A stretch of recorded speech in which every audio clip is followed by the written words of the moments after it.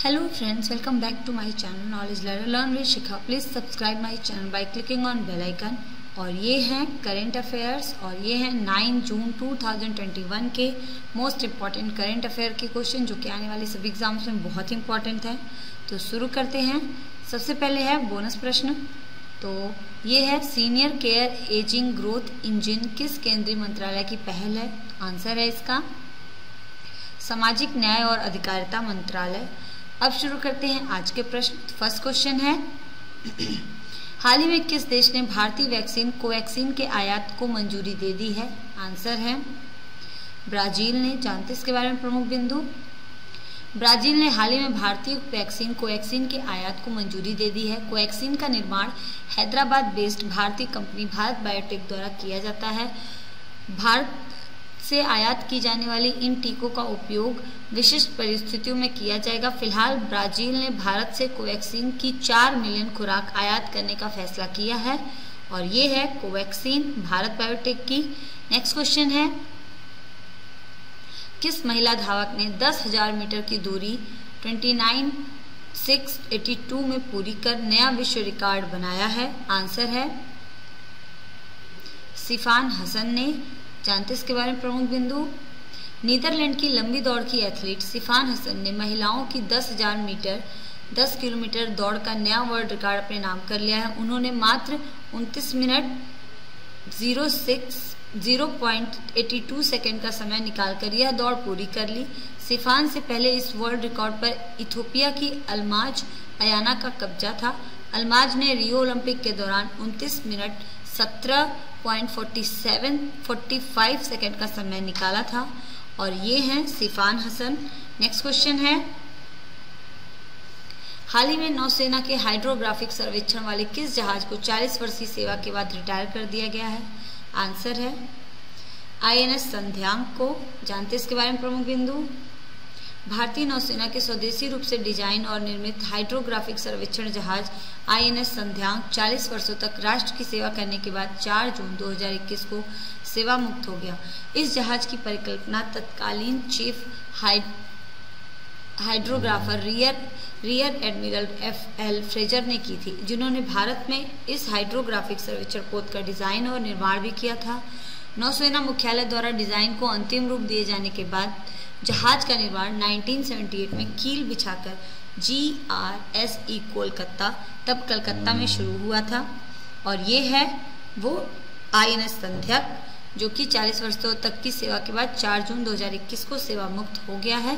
Next question है हाल ही में किस राज्य सरकार ने आर्थिक रूप से कमजोर SC ST एवं अति पिछड़ा वर्ग के विद्यार्थियों के लिए मुख्यमंत्री अनुप्रति कोचिंग योजना का शुभारंभ किया है? आंसर है राजस्थान सरकार ने। जानते इसके बारे में प्रमुख बिंदु। राजस्थान सरकार ने आर्थिक रूप से कमजोर SC ST एवं अति पिछड़ा वर्ग के विद्यार्थियों के लिए मुख्यमंत्री अनुप्रति कोचिंग योजना का शुभारंभ किया। इस योजना के तहत ऐसे छात्र छात्राएं जिनके परिवार की वार्षिक आय 8 लाख रुपए प्रतिवर्ष से कम है, वे मुख्यमंत्री अनुप्रति कोचिंग योजना के तहत तैयारी कर सकेंगे। मुख्यमंत्री अनुप्रति कोचिंग योजना से हर वर्ग के आर्थिक रूप से कमजोर विद्यार्थियों को आगे बढ़ने के समान अवसर मिल सकेंगे और ये है राजस्थान। नेक्स्ट क्वेश्चन है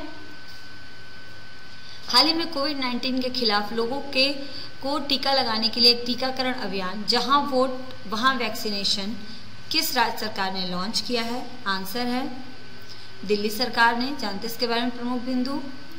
दिल्ली सरकार ने कोविड-19 के खिलाफ दिल्ली के लोगों को टीका लगाने के लिए एक टीकाकरण अभियान जहां वोट वहां वैक्सीनेशन लॉन्च किया है। इस अभियान के तहत मतदान केंद्रों पर 45 वर्ष से अधिक उम्र के लोगों को टीका लगाया जाएगा। इस अभियान की शुरुआत करते हुए मुख्यमंत्री अरविंद केजरीवाल ने इस बात पर प्रकाश डाला है कि 45 साल से अधिक उम्र के लोगों को उन जगहों पर टीके उपलब्ध कराए जाएंगे जहां उन्होंने चुनाव के दौरान वोट दिया था। इसके मुताबिक जल्द ही घर घर जाकर भी टीकाकरण कराया जाएगा। इस अभियान के तहत बूथ स्तर के अधिकारी घर घर जाकर 45 वर्ष से अधिक उम्र के लोगों को टीकाकरण स्लॉट उपलब्ध कराएंगे और ये हैं दिल्ली के मुख्यमंत्री अरविंद केजरीवाल। नेक्स्ट क्वेश्चन है हाल ही में किस देश में सौर ऊर्जा से चलने वाली बिटकॉइन माइनिंग फैसिलिटी लॉन्च की गई है? आंसर है अमेरिका में। जानते इसके बारे में प्रमुख बिंदु। ट्विटर के CEO जैक डोर्सी के अनुसार उनकी एक अन्य कंपनी स्क्वायर अमेरिका में एक ओपन सोर्स और सौर संचालित बिटकॉइन माइनिंग फैसिलिटीज बनाने के लिए ब्लॉक स्ट्रीम माइनिंग के साथ साझेदारी करेगा। सौर संचालित बिटकॉइन माइनिंग फैसिलिटीज का लॉन्च बिटकॉइन पारिस्थितिकी तंत्र के भीतर अक्षय ऊर्जा को अपनाने और दक्षता को बढ़ावा देगा।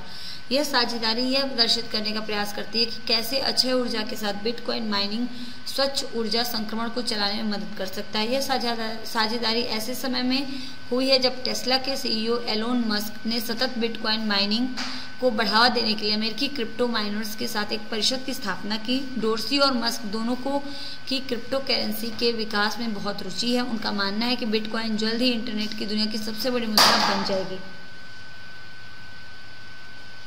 और ये है अमेरिका के राष्ट्रपति। नेक्स्ट क्वेश्चन है 5 जून 2021 को विश्व पर्यावरण दिवस के अवसर पर किस राज्य सरकार ने 80 एकड़ ऑक्सीवन एक जंगल बनाने की घोषणा की है? आंसर है हरियाणा सरकार ने। जानते हैं इसके बारे में प्रमुख बिंदु। हरियाणा के मुख्यमंत्री मनोहर लाल खट्टर ने करनाल जिले में 80 एकड़ ऑक्सीवन एक जंगल बनाने की घोषणा की। 5 जून 2021 को विश्व पर्यावरण दिवस के अवसर पर इसकी घोषणा की गई थी। ऑक्सीवन में 10 प्रकार के वन शामिल होंगे। इस अवसर पर वृक्षों के महत्व पर प्रकाश डालते हुए और प्रोत्साहन संरक्षण वृक्षारोपण को प्रोत्साहित करते हुए हरियाणा सरकार ने 4 महत्वपूर्ण योजनाएं शुरू की। पहली है प्राणवायु देवता पेंशन योजना करनाल में, दूसरी है करनाल में ऑक्सीवन, तीसरी है पंचकुला में ऑक्सीवन और चौथी है हरियाणा में पंचवटी वृक्षारोपण। और ये है हरियाणा के मुख्यमंत्री मनोहर लाल खट्टर। नेक्स्ट क्वेश्चन है हाल ही में सीबीएसई ने किस कंपनी के सहयोग से छात्रों के लिए कोडिंग प्रोग्रामिंग को एक विशेष विषय के रूप में पेश किया है? आंसर है माइक्रोसॉफ्ट। जानते इसके बारे में प्रमुख बिंदु। केंद्रीय माध्यमिक शिक्षा बोर्ड सीबीएसई ने कक्षा 6 से 8 के छात्रों के लिए कोडिंग और कक्षा 8 से 12 के लिए डेटा साइंस विषय शुरू करने के लिए माइक्रोसॉफ्ट के साथ सहयोग किया। यह कदम नई शिक्षा नीति 2020 के अनुरूप है। ये नए विषय 2021-2022 शैक्षणिक सत्र से लागू होंगे। सीबीएसई के अनुसार इन विषयों से छात्र विश्लेषणात्मक सोच और समस्या सुलझाने के कौशल विकसित होने की उम्मीद है। और ये है सीबीएसई। नेक्स्ट क्वेश्चन है किस देश में लिनेट होम एक प्रस्तावित कृत्रिम द्वीप का निर्माण किया जाएगा? आंसर है डेनमार्क में। जानते इसके बारे में प्रमुख बिंदु। डेनमार्क सरकार ने लिनेट होम नामक एक कृत्रिम द्वीप के निर्माण के लिए मंजूरी दे दी है। यह द्वीप 1 वर्ग मील यानी 2.6 वर्ग किलोमीटर क्षेत्र में होगा और इसके बंदरगाह को बढ़ते समुद्र के स्तर और तूफान से बचाने के लिए इसकी परिधि के चारों ओर एक बांध प्रणाली भी शामिल होगी। यह द्वीप सुरंग सड़कों और मेट्रो लाइनों के माध्यम से मुख्य भूमि से जुड़ा होगा और ये है वो द्वीप। नेक्स्ट क्वेश्चन है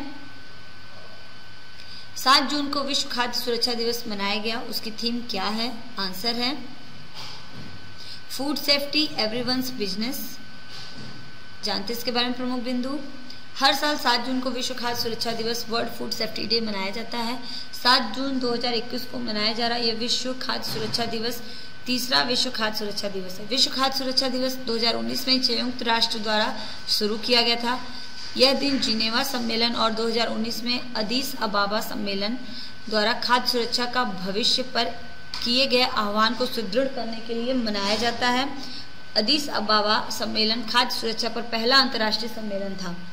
इस सम्मेलन ने सतत विकास लक्ष्यों तक पहुंचने के लिए प्राथमिकताओं पर चर्चा की और पोषण पर संयुक्त राष्ट्र दशक की कार्रवाई पर समर्थन भी किया। और ये है वर्ल्ड फूड सेफ्टी डे। तो फ्रेंड्स कंप्लीट होते हैं आज के 10 मोस्ट इम्पॉर्टेंट क्वेश्चन। अब जानते हैं आज का बोनस प्रश्न क्या है। तो प्रश्न है हाल ही में विकसित चिप ऑफ तकनीक का मुख्य उद्देश्य क्या है? इसका आंसर आप सभी मेरे कमेंट बॉक्स में जरूर दीजिएगा। और अगर आपको मेरा चैनल पसंद आता है, मेरे क्वेश्चंस अच्छे लगते हैं तो प्लीज़ मेरे चैनल को लाइक कीजिए, शेयर कीजिए और सब्सक्राइब कीजिए। Thanks for watching. बाय।